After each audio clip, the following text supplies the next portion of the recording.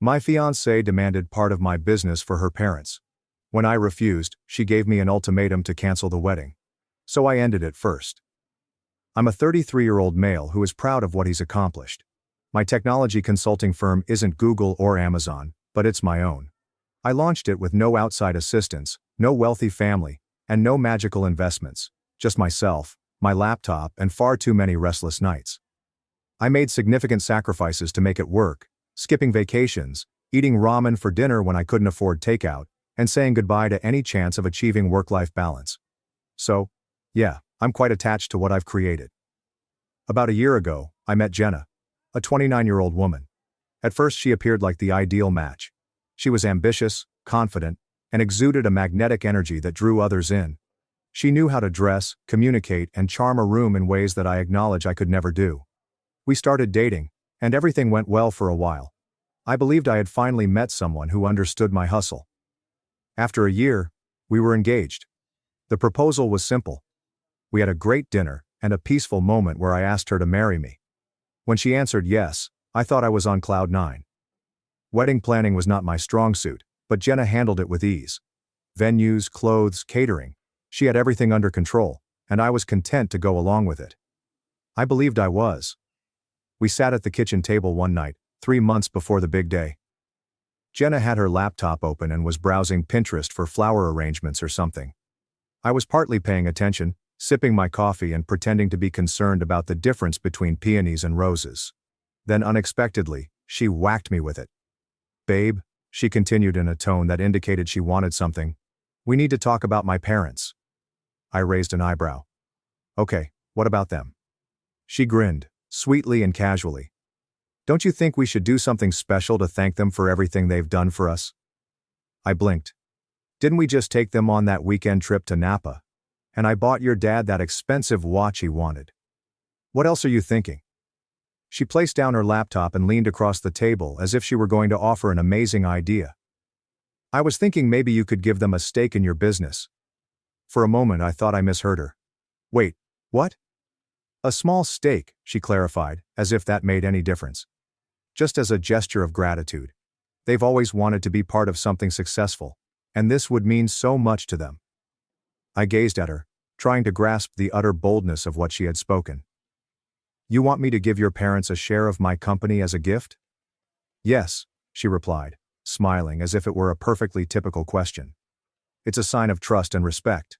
They've done so much for me. This would show that you appreciate them too." I could not believe it. I really laughed, thinking she must be joking. "Jenna, I built this company from nothing. Your parents had no part in it. Why would I give them a share?" Her smile wavered, and she gave me a look that suggested I was being unfair. "Because they're family. My family is going to be your family soon. This isn't just about business. It's about building connections and showing that you value them."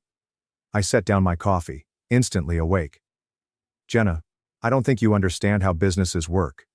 Giving someone a stake in my company isn't a casual thing. It's not like handing out party favors. This is my livelihood." She sighed, as if I was being difficult. "You're overthinking it. It's just a symbolic gesture. They're not going to take over or anything." I rubbed my temples, trying to remain cool. "Jenna, this isn't symbolic. It's legal. Your parents didn't help me build this company and they didn't invest in it. Why would I hand them part of it?" Her tone then became sharper. "Because they're my parents, Aaron. Without them, I wouldn't even be here. Don't you think they deserve something in return?" I couldn't believe what I heard. "They deserve respect, sure, but respect doesn't mean giving away something I've worked my ass off for." The talk ended there, at least for the night. But as I laid in bed later, staring at the ceiling, I couldn't help but feel like this was just the start of something greater. Jenna's request was not only unusual, but also entitled. And the fact that she believed it was reasonable was a huge red flag. Looking back, I should have seen it coming. Jenna had always been a bit excessive. She grew up in a family that wasn't precisely poor, and she had a habit of expecting the finest without questioning its source. I had always assumed it was innocuous, but now it felt like she was using my business, my life's work, as a bargaining chip. The day after Jenna's small suggestion, I awoke hoping she had slept it off. Perhaps she had a short lapse in judgment. When people are overly emotional, they say stupid things, correct? I assumed she'd see how absurd the idea was and we'd go on. I could not have been more wrong. That morning I made us coffee as usual and for a moment, everything seemed normal. She kissed my cheek, thanked me for the coffee, and began browsing through her phone while I read emails on my laptop. I genuinely thought I had overreacted. Maybe she'll let it go. But like clockwork, she brought it up again. "Babe," she replied, setting down her phone. "I was thinking more about what we talked about last night." My stomach sank. What we discussed last night could only mean one thing. "Jenna," I said, already fatigued. "We don't need to rehash this. I thought we were done with that conversation." She offered me a practiced smile, the kind she normally reserved for getting me to go to pricey brunch restaurants. "I just think you're not seeing the bigger picture. Here, this isn't about money or control, it's about showing my parents that you value them as much as I do." I closed my laptop, understanding I couldn't get out of this conversation. "Jenna, I respect your parents. I really do, but giving them a stake in my company isn't a bigger picture. It's a legal and financial nightmare." I leaned back in my chair and tried to remain cool. Once someone owns a stake in a business, it's theirs. It doesn't matter if they're involved or not, and no offense, but your parents don't know the first thing about running a tech company. She waved her hand dismissively. They don't need to know. It's not about running anything. It's about them feeling appreciated. I stared at her, trying to figure out whether she was serious. She was completely serious. The exchange played over and over in my thoughts throughout the day. I couldn't concentrate at work because I kept wondering, is this what the rest of my life is going to be like? Constant guilt trips over unreasonable demands. That night, things got worse. We were sitting on the couch and watching television. She then turned to me and said, "You know, if my parents had a stake in the company, it could really benefit you too." I pressed pause on the show. "What are you talking about now?" "They're really well connected," she remarked, flicking her hair as if she were presenting me a business opportunity. "My dad knows tons of people in real estate, and my mom's in a few women's entrepreneur groups. They could help bring in more clients." I massaged my temples. "Jenna, my business doesn't need your parents' help. I've been growing it just fine without them." "But think about the potential," she added, her voice rising with excitement. "With their connections you could scale faster. This isn't just for them, it's for us. For our future." So there it was. She'd changed tactics. The demand was no longer only to please her parents. Now, it was all about our future. "Jenna," I grumbled, "if this is about our future, then you should be supporting the business I've already built, not trying to hand pieces of it to your parents." She grimaced, plainly unhappy with where this was headed. "I am supporting you. I just think you're being short-sighted. My parents are excited about us getting married, and this would make them feel like they're part of something meaningful." It was not exciting. It was all about entitlement. But I didn't want to lash out at her. Not yet, anyway. "Look," I responded, "I respect that your parents are important to you, but that's crossing a line." Her scowl intensified, and for the first time, I noticed something in her look that made me uncomfortable. She wasn't only upset, she was calculating. The next day, things took an unexpected turn. Jenna had seemingly decided to seek backup. Her mother called me when I was at work. "Hi, Aaron," her mother replied in an overly pleasant tone that immediately set me on edge. "I just wanted to thank you for being so thoughtful about including us in the business. Jenna mentioned your idea, and we're so touched." I almost dropped my phone. Excuse me?" "Don't be modest," she added, laughing. "Jenna told us you're thinking about giving us a stake in your company as a wedding gift. It's such a generous gesture. You're truly part of the family already." I was astonished and couldn't talk for a second. Then I said, "I think there's been a misunderstanding. I never agreed to anything like that." Her tone changed abruptly. "Oh, well, that's not what Jenna said." "Yeah, well, Jenna and I haven't exactly come to an agreement on this," I replied with confidence. "And frankly, I'm not comfortable with the idea." Her mother was silent for a time before saying, "I see. Well, I hope you'll reconsider. This would mean a lot to us." My blood was boiling when I terminated the conversation. Jenna had gone behind my back and sold her parents on an idea I had flatly rejected. When I arrived home that night, I confronted her. "Why did your mom call me about the business?" Jenna didn't even appear guilty. "I thought it would help if you understood how much this could mean to them. Sometimes people need a little encouragement. A little encouragement? I demanded. You made it sound like I'd already agreed to this. She crossed her arms, and her tone became defensive. You're making a big deal out of nothing. I was just trying to get everyone on the same page. The same page? I asked, my voice rising. Jenna, this isn't some group project. This is my business, my work, and you have no right to promise anything about it to anyone, especially not your parents. For the first time, I noticed a spark of wrath in her eyes. If you can't do this one thing for me and my family, maybe you don't really care about us as much as you say you do. I looked at her shocked. Was she really guilt-tripping me about this? You know what, Jenna, I replied at last. If this is how you're going to act, maybe we need to rethink a few things. I left the room before she could react, my mind racing. I had no idea where this was headed, but one thing was certain. Jenna was not backing down, and neither was I. I assumed Jenna's shenanigans had peaked already, but I was mistaken. That was only the warm-up act. What happened next escalated the issue from bothersome to toxic. The following morning, I called my best friend Dave. If anyone could offer me an honest opinion, it was him. When I explained the problem, he blew a lengthy whistle. Dude, this is bad. Like run for the hills bad. Yeah, no kidding, I replied. Let me get this straight, he said. She's basically threatening to end things unless you hand over part of your business to her parents. Pretty much, I replied. And she doesn't see why that's insane? Nope. Dave gave a laugh that was more bewilderment than comedy. Man, I don't know what to tell you. This isn't normal, like, at all. If she's this entitled now, imagine what it'll be like when you're married. Are you sure you want to go through with this? That was the question, right? For the first time, I was unsure about the response. That evening, Jenna delivered the ultimatum. We were barely spoken in the living room when she abruptly asked, So, have you made your decision? Decision about what? I inquired, even though I was already aware.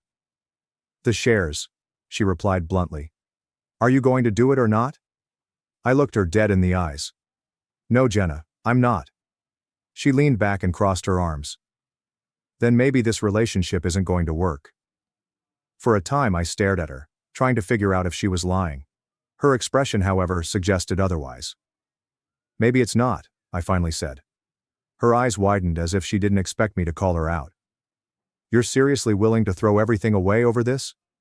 I could ask you the same thing, I replied.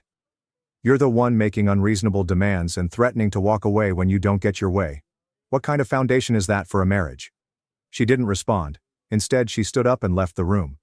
As I sat there in stillness, I realized something. It wasn't just a quarrel. This was a watershed moment. And whatever happened next, things would never be the same again. Following Jenna's ultimatum, I spent the next day roaming around in a fog. My mind was whirling. I couldn't concentrate at work and kept repeating our argument. I felt something needed to change, but I didn't know what. Should I strive harder to make her understand? Try to negotiate a compromise? Or is this relationship doomed? Then I recalled my lawyer, Olivia. She was more than simply a legal expert. She was a buddy who had been through some difficult times herself. If anyone could provide me sound counsel, it was her. I called Olivia and said I needed to talk. She did not even hesitate. Come by my office this afternoon, she said. We'll figure it out. Olivia smiled as I entered her office and handed me a coffee. All right, Aaron, what's got you so rattled? I groaned and sat down, telling the entire thing. I told her about Jenna's request, the guilt trips, the phone call from her mother, and eventually the ultimatum. Olivia's grin vanished as I spoke, replaced by a look of complete skepticism. When I finished, she reclined back in her chair, arms crossed. Wow, that's a lot. Tell me about it, I mumbled. Let me get this straight, she said. Your fiancée is demanding you give her parents a stake in your company as a wedding gift? Yep. And she threatened to end the engagement if I didn't. I nodded. Olivia gave out a low whistle. Aaron, this is a massive red flag, like a wave it in the air and run the other way red flag. I know, I replied. But what am I supposed to do? I love her, but this feels like a line I can't cross. You're absolutely right, Olivia stated firmly. You can't cross this line. Not just for your sake, but for the future of your business. If you give away shares now, you're opening yourself up to a world of legal and financial complications. Like what? I inquired, already dreading the response. For starters, said her colleague, if you transfer shares to her parents, those shares legally belong to them. If anything goes wrong, say they decide they want more involvement or they sell their stake to someone else, you lose control of that portion of your business. And if you and Jenna get married, it gets even messier. Those shares could be considered marital property, which means they'd be up for grabs in a divorce. I felt a cold lump form in my stomach. So you're saying this could screw me over in more ways than one? Exactly, Olivia replied. And let's be real here. If Jenna is making these kinds of demands now, what's to stop her from making even bigger ones down the road? I sat there and stared at my coffee. Olivia was correct. This was not a one-time issue. It provided a look into a future that I did not want to be a part of. What should I do? I inquired finally. Olivia leaned forwards, her expression serious. You need to protect yourself. First, make sure your business is legally untouchable. Update your operating agreement to specify that no shares can be transferred without your explicit consent. And if you haven't already, separate your personal finances from your business accounts. Keep everything clean and untangled. Done, I replied. I've always kept my business finances separate. Good, Olivia said. Now about Jenna. You need to be crystal clear with her. No more maybe or we'll see. Tell her flat out that this isn't happening and that it's not up for discussion. If she can't accept that. She trailed off. I understood what she was whispering. Yeah, I replied quietly. I might have to end it. Olivia nodded, her face empathetic. I know it's not easy, Aaron.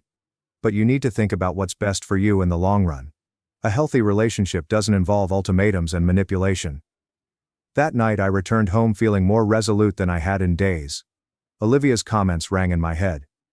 Ultimatums are not appropriate in a healthy relationship. Jenna was seated on the couch as I stepped in, scrolling through her phone as if nothing had occurred. I set down my purse and stepped in front of her. We need to talk, I explained. She looked up with a wary gaze. About what? About the business. About your parents. About this whole situation.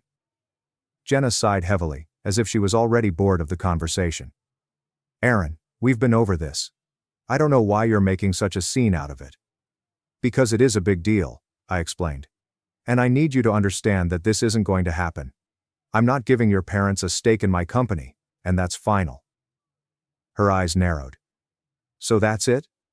You've made up your mind and I just have to accept it? Yes, I replied forcefully. You do. Because this isn't about love or family or respect. This is about you and your parents trying to take something that doesn't belong to you. Jenna stood up, her cheeks flushed from fury. How dare you? My parents have done nothing but support us, and this is how you repay them. By being selfish and greedy? Selfish and greedy, I said, my voice rising. Jenna, I've gone out of my way to make your parents feel included. But giving them a piece of my business? That's not inclusion. It's an entitlement. She crossed her arms and glared at me. Fine.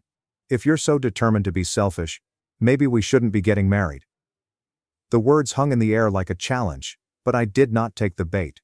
Instead, I looked her in the eyes and said, That's what I've already decided. Jenna just gazed at me, surprised. She definitely did not expect me to stand my position. The next morning I contacted Olivia again and told her what had happened. You did the right thing, she replied. But be prepared for more fallout. If Jenna is this entitled now, she's not going to back down without a fight. Olivia was not wrong. Jenna spent the next 3 days convincing me that I was the terrible person.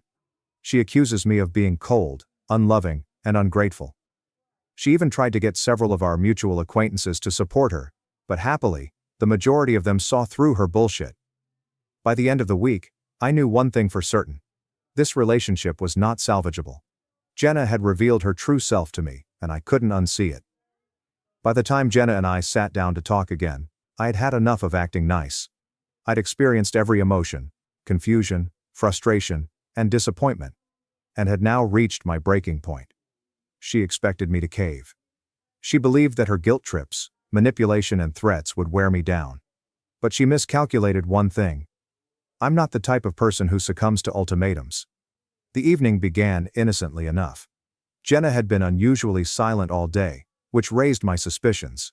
Normally, she'd be texting me non-stop, giving me links to pricey wedding decorations or complaining about some tiny problem. However, the radio was silent that day. I assumed she was preparing for round 2 of "Let's Make Aaron Give Up His Company." As soon as we completed supper, she turned to me and asked, "So, have you given any thought to what we discussed?" I set down my fork and stared her directly in the eyes. "Jenna, I don't need to think about it anymore. I've made my decision. The answer is no, it's not happening." Jenna crossed her arms and her countenance hardened. "You're acting like I asked for the entire company. It's just a small stake, a token of appreciation. You're making it into this huge dramatic thing." "Because it is a huge dramatic thing," I replied. "Once I give up shares, I lose control over that part of my business. Your parents could sell their stake, meddle in decisions, or worse. And if we get married, those shares could end up tangled in a divorce settlement. This isn't just about appreciation, it's about protecting what I've worked my ass off to build." Her lips form a tiny line. "If you're so worried about protecting your precious business, maybe you shouldn't be getting married at all." The room fell silent for a minute. We merely stared at one another, the tension thick enough to cut with a knife. "You know what, Jenna?" I finally remarked, my tone calm but forceful. "Maybe you're right. Maybe I shouldn't be getting married to you." She scowled at me, her chest rising and falling as she searched for something to say. Eventually she yelled, "You'll regret this. My parents will think you're greedy, ungrateful, and so will everyone else." I laughed bitterly. "Go ahead and tell them. Hell, tell the whole world. I've got nothing to hide. But don't forget, I've got the receipts. Every text, every conversation, every little attempt to guilt trip me into this. You really want to play that game?" Her face turned pale, and for the first time she appeared really rattled. "You recorded me?" "I didn't plan to," I said. "But after that stunt with your mom calling me, I figured I needed to protect myself. So yeah, I've got evidence. And if you try to spin this story, I won't hesitate to set the record straight." She opened her mouth to argue but quickly closed it, plainly recognizing she was cornered. Without saying anything further, she grabbed her purse and marched out of the home. The following few days were frantic. Jenna contacted me several times, switching between angry rants and sad appeals. I initially ignored her, but soon picked up one of her calls, believing I might as well hear her out. "Aaron," she continued with a raspy voice, "I'm sorry. I was under a lot of pressure from my parents. They've been pushing me to make sure our marriage is secure, and I guess I let that get to me."